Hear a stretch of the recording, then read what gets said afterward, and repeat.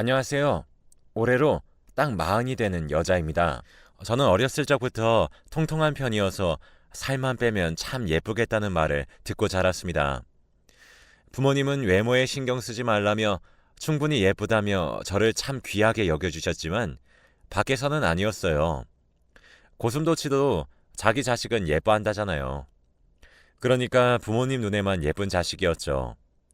초등학교 때는 그나마 다들 꾸미는 것에 그렇게 관심이 많지 않았으니 그나마 괴롭힘이나 외모로 사람의 급을 나누는 일이 흔하지 않았지만 중학교에 올라가면서부터 제 외모는 저에 대한 평가의 전부를 차지했습니다. 공부를 어떻게 하든 성격이 어떻든 그 나이에 다른 사람을 평가하는 기준은 외모가 대부분이었으니까요. 그래도 못생겼다고 괴롭히는 일은 거의 없었습니다. 왜냐하면 나이 차이가 꽤 많이 나던 친오빠가 그 동네를 주름잡고 있었거든요. 거기다 오빠도 저를 굉장히 애지중지하던 편이어서 누가 저를 괴롭히면 기가 막히게 그걸 알고 찾아와 저를 괴롭히던 아이들을 혼쭐 냈습니다. 덕분에 흔히 남자아이들이 외모로 못생겼다고 놀리는 일은 잘 겪지 않았어요. 하지만 아무리 놀리지 않았어도 저도 알 수 있었습니다. 제가 못생긴 편에 속하는 수준이 아니라 그냥 많이 못생겼다는 걸요. 학생 때는 그저 부모님이 외모에 신경 쓰지 말고 공부에만 신경 쓰라며 원한다면 피부과도 데려가 주셨습니다. 하지만 원래도 이목구비가 별로여서 크게 달라지지 않았습니다. 그래서 외모는 성인이 돼서 성형을 하기로 마음먹고 학생 때에는 공부에 집중했습니다. 다행히 세상은 공평한지 저는 외모를 얻지는 못했지만 머리는 좋은 편이었습니다. 거기다 외모도 포기해버리고 신경을 거의 쓰지 않으니 제가 신경 쓸 건 성적뿐이었어요. 덕분에 대학은 우리나라에서 최상이라고 불리는 곳으로 갔습니다. 대학 합격 후 입학 전엔 드디어 성형외과를 찾아갔습니다. 통통한 편이었던 몸도 열심히 운동해서 살도 뺐어요. 하지만 딱히 드라마틱하게 예쁜 얼굴로 변하진 않았습니다. 성형을 해도 다이어트를 해도 그저 이제 조금 못생긴 편으로 바뀌는 게 최선이니 더 성형을 해도 예뻐질 것 같지는 않아서 성형도 포기했습니다. 그런 채로 대학을 가니 다들 어쩜 그렇게 예쁘고 잘 꾸미고 다니는지 남자들은 저를 거들떠도 보지 않았습니다. 오히려 학생 때는 오빠의 명성에 학교 아이들은 입을 꾹 다물고 있어 외모 평가에서 제외였지만 대학은 전혀 달랐죠. 더 적나라하고 무례한 평가들이 제 눈앞에서 오가기도 했습니다. 거기다 그곳엔 그나마 제 무기였던 머리가 좋은 것도 먹히지 않았죠. 다들 전교 1, 2등은 한두 번씩 해본 아이들이었으니까요. 갈수록 자존감은 바닥을 쳐가면서 남자들과 눈만 마주쳐도 혹시 나를 너무 못생겼다고 마음속으로 욕하진 않을까 걱정까지 했습니다.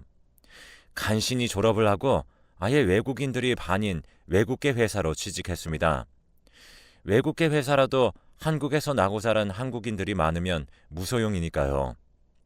다행히 제가 일머리는 좋아서 회사에서 제가 낸 성과를 인정받으면서 다른 동기보다 빠르게 승진할 수 있었습니다. 특히 해외 거래처를 위한 프레젠테이션은 늘 성공적이었습니다.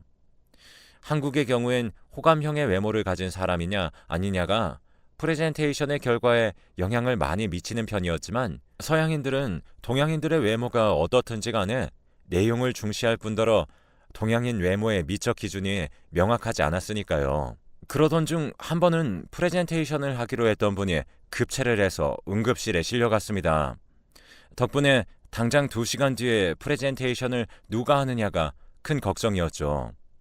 다들 괜히 자기가 맡았다가 화살이 되돌아올까 회피하고 있었습니다.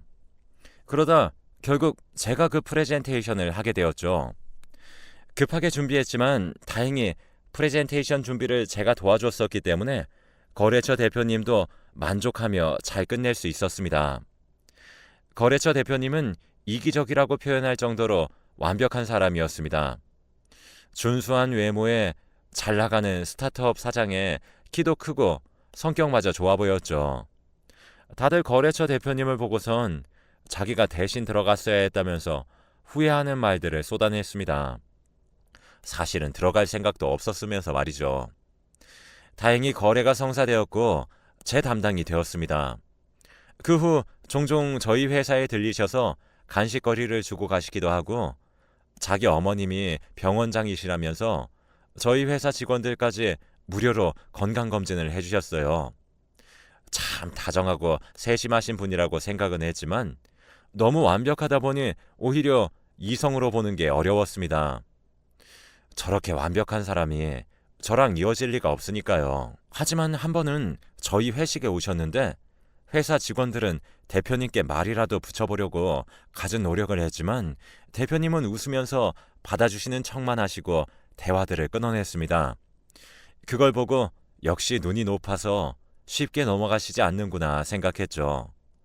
그런데 대표님은 어느 순간부터 제 옆에 와 앉으시더니 저에게 이런저런 대화를 먼저 걸어오시기 시작했습니다. 알고 보니 저와 대학교도 동문이셨고 그러다 보니 일적인 대화에서 사적인 대화로 자연스럽게 넘어갔습니다. 그렇게 이야기를 나누며 한 잔, 두 잔 기울이며 회식이 파할 때까지 이야기를 나눴습니다. 생각보다 말이 너무 잘 통해서 자리에서 일어날 때는 아쉬운 지경이었죠. 그런데 그 대표님도 아쉬웠는지 사람들이 돌아갈 때 슬쩍 저에게 와서 둘이서만 한 잔 더 하러 가지 않겠냐고 먼저 물어보셨습니다. 저도 은근히 아쉬운 마음도 있었고 고민 없이 좋다고 했습니다. 2차로는 조용한 이자카야로 갔습니다. 그리고 대표님은 갑자기 진지한 분위기를 잡으시더니 자기를 이성으로 어떻게 생각하냐고 물으셨습니다. 제가 너무 생각지도 못한 질문에 당황해서 어버버거리고 있는 사이에 대표님은 제 대답을 듣지도 않은 채 말을 이어가셨습니다. 저는 사실 혜원 씨 이성으로 보고 있어요. 지적이고 저랑 대화도 잘 통하고 책임감 강하신 모습도 존경해요. 저랑 만나봐 주시면 안 돼요? 대표님, 말씀은 너무 감사한데 저보다도 훨씬 예쁜 사람들도 많은데 어떻게 저한테 그런 감정이 생기신 건지 모르겠어요. 혜원 씨도 예뻐요. 가족을 제외하고 처음으로 남자에게 듣는 예쁘다는 말에 제 얼굴이 붉어졌습니다. 거기다가 그 매력적인 얼굴로 씩 웃으며 눈을 맞추니 몸둘 바를 모르겠더라고요. 대표님은 붉어진 제 얼굴을 보며 대답이 없는 건 긍정의 의미로 봐도 되는 거냐며 적극적으로 대시하셨습니다. 그래서 저도 결국엔 고개를 끄덕였고 그날부터 사귀는 사이로 발전했습니다. 나이 30이 넘어 처음으로 해보는 연애에 설레는 마음 반 그리고 혹시나 다른 꿍꿍이가 있는 건 아닐까 하는 걱정 반이었습니다. 그런데 그런 제 걱정을 아는 건지 대표님은 진심을 보여주셨습니다. 제가 조금이라도 불편해하는 것 같으면 바로 멈추고 제 기분이 상하지 않게 세심하게 신경 써주는 게 저한테도 느껴질 정도였으니까요. 그렇게 몇 개월을 연애하다 보니 부모님도 만나 뵙고 인사드렸습니다. 알고 보니 아버님도 판사를 하시다가 지금은 로펌의 대표이사로 계셨고 어머님은 병원을 물려받아 병원장으로 계셨어요. 지난번에 건강검진을 무료로 해주실 때 듣기는 했지만 실제로 부모님들을 만나 뵙고 나니 정말 어마어마한 남자를 만나고 있구나 싶었죠.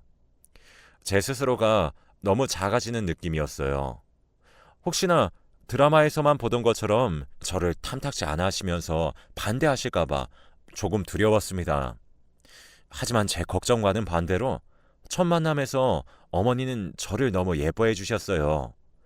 정말 건강해 보인다고 하면서 사람은 건강이 최우선이라면서 병원에서 일하다 보니 젊은 사람들이 몸 관리도 제대로 못해서 여기저기 병에 걸리는 게 매번 마음이 너무 안 좋다고 하시면서요.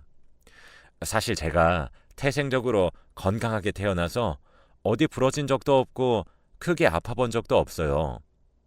아파서 병원을 가는 건 3년에 한 번 갈까 말까였죠.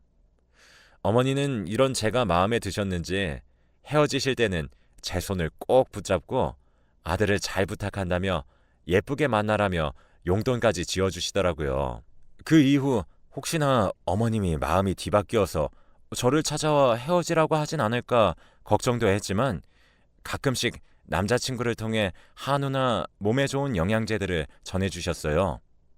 덕분에 남자친구를 의심하던 마음은 쏙 들어가고 오히려 미래를 생각했죠. 이제 저도 남자친구도 나이도 있었고 서로 경제적으로 모자람도 없으니 결혼은 하면 어떨까라는 생각을 하면서 은근히 남자친구의 입에서 먼저 결혼 이야기가 나오기만을 기대하게 됐어요. 남자친구도 이런저런 핑계들로 저희 회사에 자주 들리기도 했었고요. 그때 마침 저희 회사 옆 부서에 저랑 동갑인 새로 들어온 직원이 있었는데 어디서 일하다 왔는지 모르겠지만 완전히 다른 일을 하다가 신입으로 들어왔다고 전해 들었어요. 그런데 그 직원 얼굴을 봤는데 세상에 너무 예쁜 거예요. 저는 오로지 업무 능력으로만 이 자리까지 왔는데 그 직원은 어쩜 그리 여우짓도 잘하는지 무거운 걸 옮겨야 하면 자연스럽게 저희 부서 남자 직원들이 우르르 몰려가서 짐을 날라다 줬어요. 그 모습을 보니 조금 억울해지기도 했지만 저도 남자친구가 있었으니까 괜찮았어요. 그런데 문제는 남자친구가 저희 회사에 자주 들리면서 그 여직원도 제 남자친구를 탐내는 게 눈에 훤히 보였어요. 매번 누가 챙겨주는 걸 받기만 하던 사람이 제 남자친구가 오면 먼저 뭐 필요하신 건 없냐 묻는 등 자기가 설명해주겠다면서 은근슬쩍 회의실로 둘이서 들어가려고 갖은 수를 쓰더라고요. 본인 업무도 아니고 자기는 제 남자친구랑 업무로도 전혀 엮일 일이 없었는데도요. 하지만 남자친구는 매번 웃으면서도 돌려서 거절했었어요. 그 여자는 그런 거절에도 꿈쩍도 않고 계속 들이대다가 결국엔 저랑 있는데 남자친구 전화번호는 또 어떻게 알아냈는지 문자로 자기랑 술 마실 생각 없냐면서 지금 자기가 어디서 마시고 있으니 같이 와서 마시자는 연락이 왔습니다. 어처구니가 없어서 제가 휴대전화를 뺏어들고 바로 전화를 걸었습니다. 살짝 취한 듯한 목소리로 그 여자가 전화를 받자마자 저는 그동안 참아왔던 말들을 쏟아부었습니다. 저기요, 저 마케팅 1팀의 강혜원인데요.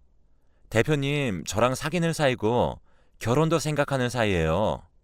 그러니까 이런 무례한 짓들은 물론이고 회사에서도 선 넘는 행동들은 자제해 주세요. 그러자 그 직원도 정신이 들었는지 조금은 새침한 목소리로 알겠다며 전화를 끊었습니다. 그리고 저도 정신이 돌아오면서 결혼 이야기는 아직 오간 적이 없었다는 것을 깨닫고 아차 싶어 남자친구를 보니 남자친구는 처음 저에게 사귀자고 했던 그날처럼 씩 웃으며 결혼하자고 했어요. 사실 그동안 결혼하자고 말하고 싶었는데 너무 섣부르게 말해서 제가 부담 가질까봐 말을 못하고 있었다면서요. 그리고 다음날 아주 회사가 뒤집어졌습니다. 아침부터 제 자리로 찾아온 무례한 그 여자 직원은 다짜고짜 미안하다며 대표님과 사귀고 있는 사이인 줄 알았으면 안 그랬을 거라고 했습니다. 저희 팀은 물론 옆팀, 그 옆옆팀까지 다 들을 수 있을 정도로 아주 크게요. 그런데 왜 말씀을 안 하셨어요?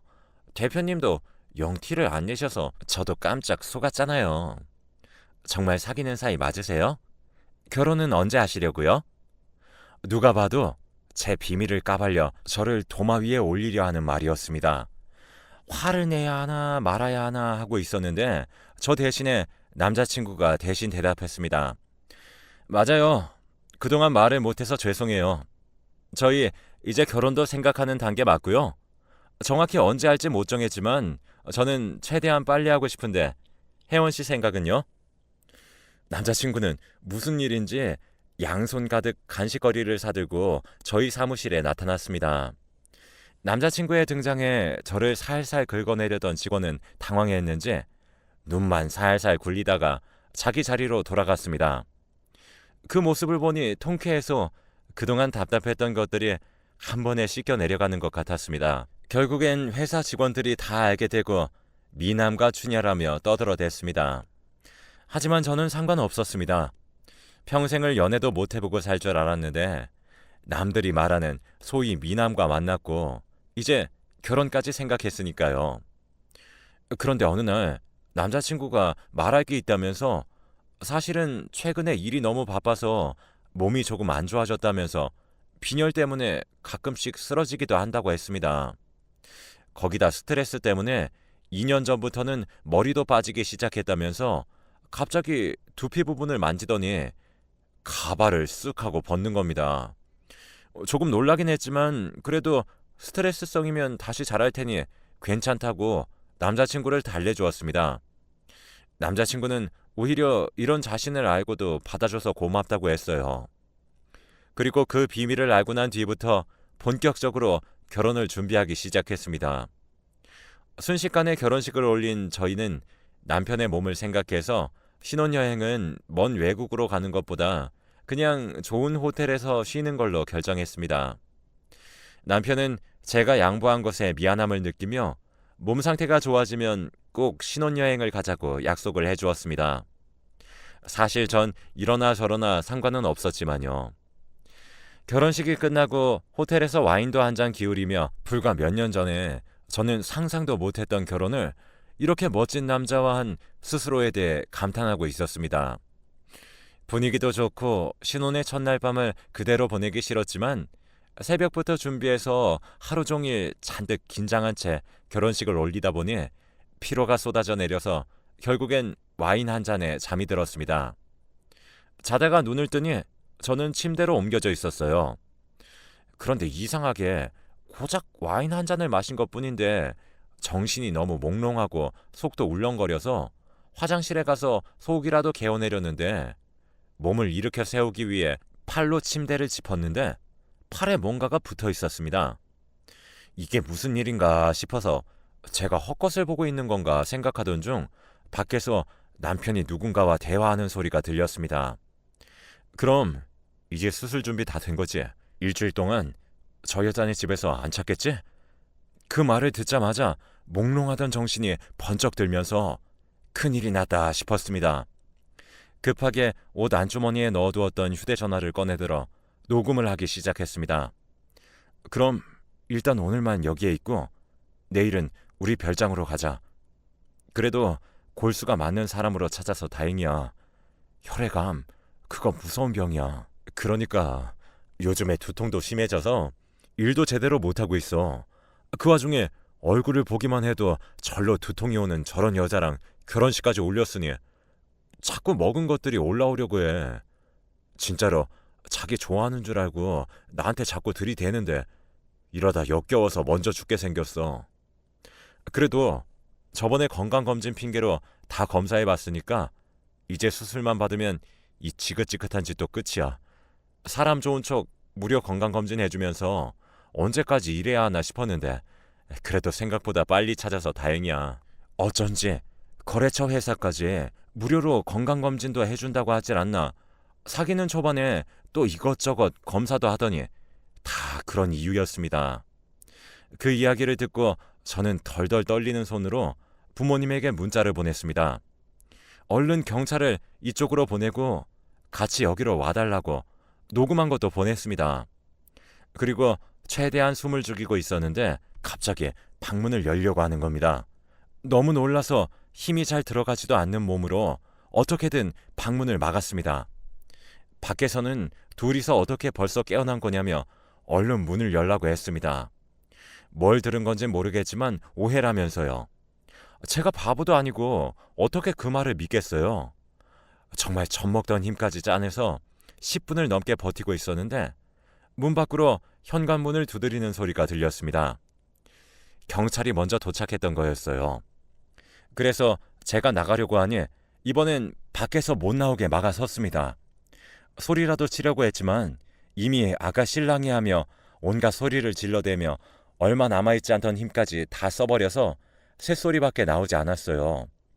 밖에선 경찰들이 신고를 받고 왔다면서 저를 찾았지만 남편은 아무렇지 않은 척 연기하며 아까 와인에 취해서 조금 실랑이가 있었는데 그때 감정이 격해져서 신고한 거라면서 넘어가려고 했습니다.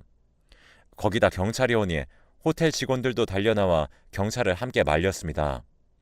집안이 빵빵하니 호텔 직원들도 혹여나 자기들에게 해가 될까 남편의 편을 들어주었죠. 신원도 확실한 분들이고 지위도 높으신 분이라며 두둔하니 경찰들도 더 이상 안을 확인하지 않으려고 했습니다. 하지만 남편이 예상하지 못했던 것이 있었습니다. 바로 제가 가족들에게 연락했었다는 거였죠. 경찰보다 조금 늦게 도착한 부모님은 저를 찾으시며 혜원이 어디 숨겼냐며 소리를 질러대셨지만 남편은 끝까지 잡아떼며 모르는 척을 했습니다. 하지만 오빠는 그런 남편의 말은 들은 채도 하지 않고 방으로 들어와 여기저기 문을 열어보았습니다. 문 너머로 여기저기 열어보는 소리에 곧 저를 찾아줄 거란 생각에 조금 긴장이 풀려 정신을 놓아갔습니다. 그리고 제가 있던 방의 문이 열리고 오빠를 보는 것과 동시에 정신을 잃었습니다. 그 후 정신을 차리니 병원이었습니다. 가족들은 큰일이 일어나기 전에 저를 구해서 다행이라며 얼싸안고 한바탕 눈물바람을 일으켰습니다. 워낙에 건강 체질이었던 저는 수면제 몇 알에 피 좀 뽑힌 것 정도로 오래 병실에 있지 못했습니다. 순식간에 복수를 위해 털고 일어났습니다. 남편의 회사에도 그 사람이 했던 만행들을 다 알려버리고 병원 앞에서는 1인 시위도 했습니다. 자기 아들 살리겠다고 다른 집 귀한 딸을 죽이는 병원장이 있는 병원이라고 적어서요. 동시에 병원장과 남편도 기소되었습니다. 하지만 판사 출신 아버지 덕분인지 고작 집행유예 2년을 받은 채로 끝나더라고요. 심지어 최소 몇 년을 걸릴 거라 생각했었는데 누군가의 입김이 작용한 건지 재판도 순식간에 이루어지더라고요. 소문이 나는 게 두려워서 덮으려는 것 같았어요.